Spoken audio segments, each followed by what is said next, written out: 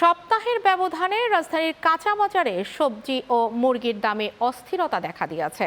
বিক্রেতারা বলছেন, জ্বালানি সংকটের কারণে পরিবহন ভাড়া বেড়ে যাওয়ায় প্রায় প্রতিটি পণ্যের দাম কেজিতে 20 থেকে 40 টাকা পর্যন্ত বেড়েছে। পহেলা বৈশাখ ঘিরে অস্বাভাবিক দাম বেড়েছে ইলিশ ও চিংড়ির। বিস্তারিত শাহিনুল ইসলাম সাগরের প্রতিবেদনে। রাজধানীর মোহাম্মদপুর কাঁচা বাজারে প্রায় সব ধরনের সবজির দাম বেড়েছে। বিক্রেতারা বলছেন, জ্বালানির অপ্রতুলতার কারণে পরিবহন খরচ বেশি, যার প্রভাব পড়েছে বাজারে। সম্পূর্ণ মালের দাম বাড়তি। করলা গত সপ্তাহে 80 টাকা, এবার সপ্তাহে 120 টাকা।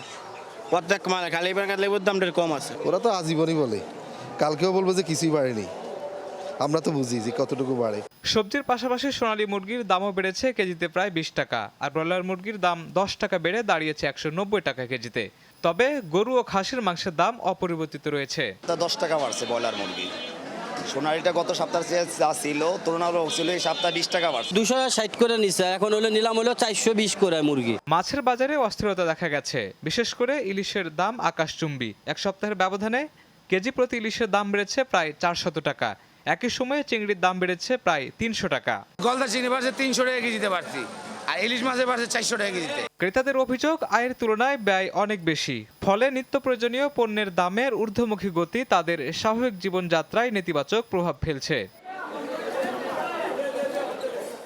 শাহিনুল ইসলাম সাগর, চ্যানেল 9, ঢাকা।